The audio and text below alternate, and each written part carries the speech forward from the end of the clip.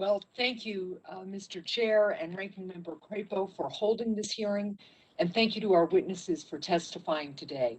I wanted to start with a question to you, Ms. Pope.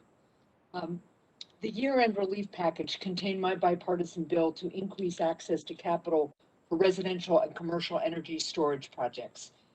I'm also a supporter of bipartisan efforts led by Senator Heinrich and others to strengthen tax incentives for energy storage.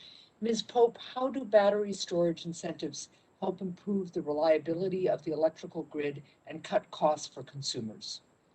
Thank you, Senator Hansen. Battery storage is an absolute critical component to the future of the reliability of our systems.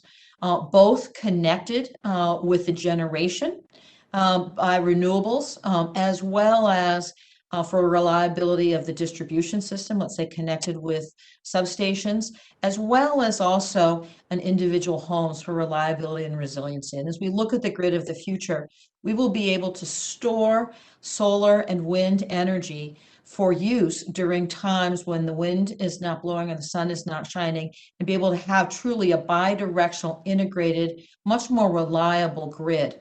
For example, Portland General, together with Next Era Energy Resources, just brought online the wind portion of the largest scale solar, wind, and battery storage facility in Eastern Oregon. And what that does to the prior discussion on transmission, it allows us to utilize better the transmission that goes across the state on more of a 24/7 basis when you otherwise would not be generating, because that storage has been able to store the wind, the solar, and in the future with Senator Wyden's bill would also be able to store the wind. So that's very, very important component as we move forward, and technology is moving very quickly. Thank you for that answer. I want to move now to Jason Walsh. Mr. Walsh, I've introduced bipartisan bicameral legislation along with Senator Collins to modernize and expand energy efficiency tax incentives. The energy efficiency sector is one of the largest clean energy employers, with millions of workers spread out across every state. Our bills would expand tax credits for homeowners who upgrade appliances and improve incentives for building new energy efficient homes. Can you comment on how promoting energy efficiency can simultaneously create high quality jobs, reduce homeowners' energy bills, and help fight climate change? Thank you for the question, Senator. Well, you're right. It does all of those things. it is a triple win. The only thing I would add to the very useful way you framed the question, which I completely agree with, is that it is actually if you look at the U.S. Energy Employment Report, it's the energy efficiency jobs are the biggest source of clean energy economy jobs in our entire economy. There is a ton of good building trades work in particular that is done on energy efficiency as we move to more fully deploy energy efficiency resources across the country and across the economy in multiple sectors.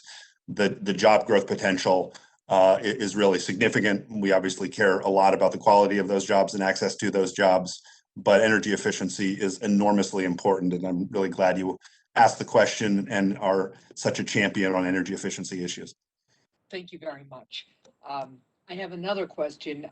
I have additional legislation, the Net Meter Act, that would support the renewable energy market by helping states expand net metering programs. Net metering allows consumers and businesses to reduce their electric bills by compensating them for renewable energy that they produce and return to the grid. So, Mr. Walsh, can net metering complement our efforts to fight climate change by strengthening solar and wind tax incentives? I think it can, Senator. We've done comparatively little work on net metering, but on the legislation you mentioned, we'd be happy to talk with you further and work with you further on that. Thank you very much.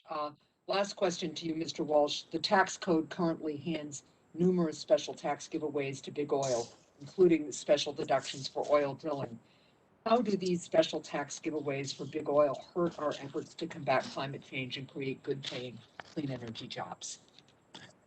Senator, we don't take a position on those tax credits. We are much more focused on the affirmative tax credits that can be made that invest in energy efficiency and new renewable energy generation and doing so in an equitable way. Well, I thank you for your care with that answer. I'd suggest that those tax credits should